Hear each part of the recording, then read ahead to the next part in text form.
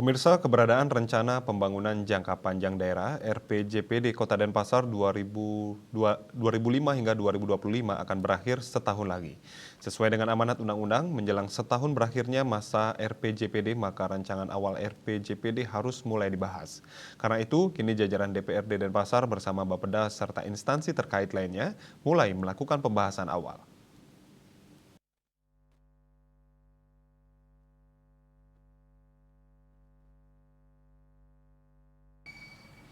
Pembahasan awal ini dilakukan dalam rapat kerja antara pimpinan Dewan dengan sejumlah OPD terkait Senin 15 Januari. Raker yang dipimpin Ketua DPRD Denpasar I Gusti Ngurah Gede didampingi Asisten 3 Dewa Semadi dan Ketua Bapeda Putu Wisnu Wijaya Kusuma. Putu Wisnu Wijaya Kusuma dihadiri sejumlah pimpinan OPD terkait. Gusti Ngurah Gede mengatakan sesuai dengan ketentuan yang ada, setahun menjelang berakhirnya RPJPD harus dilakukan pembahasan kembali untuk Perda RPJPD selanjutnya. Karena RPJPD ini akan menjadi pedoman dalam penyusunan RPJMD periode 2025-2029, RPJMD 2030-2034, RPJMD 2035-2039, dan RPJMD 2040-2045. Sementara itu, Kepala Bapeda Putu Wisnu Wijaya Kusuma mengatakan RPJPD merupakan penjabaran dari visi dan misi, arah kebijakan dan sasaran pokok pembangunan daerah jangka panjang untuk 20 tahun berdasarkan RPJPN dan RTRW.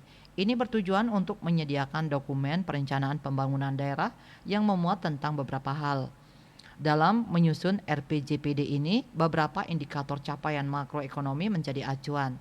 Misalnya saja pada tahun 2022, indeks pembangunan manusia yang saat ini di Denpasar mencapai 84,37, laju pertumbuhan ekonomi 5,06, PDRB per kapita 75,19, tingkat pengangguran terbuka 5,08, prosentase penduduk miskin 2,97 dan indeks Gini 0,368.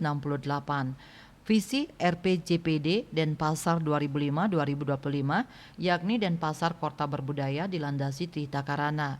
Selama ini capaian kinerja rata-rata telah mencapai 86,73% hingga 94,71%.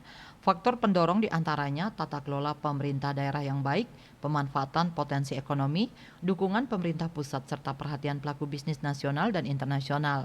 Sedangkan faktor penghambat diantaranya terbatasnya SDM, prioritas skala anggaran, dan keterbatasan personel, ketersediaan data dan informasi belum memadai di setiap unit kerja. Asmara Putra, Bali Pos melaporkan.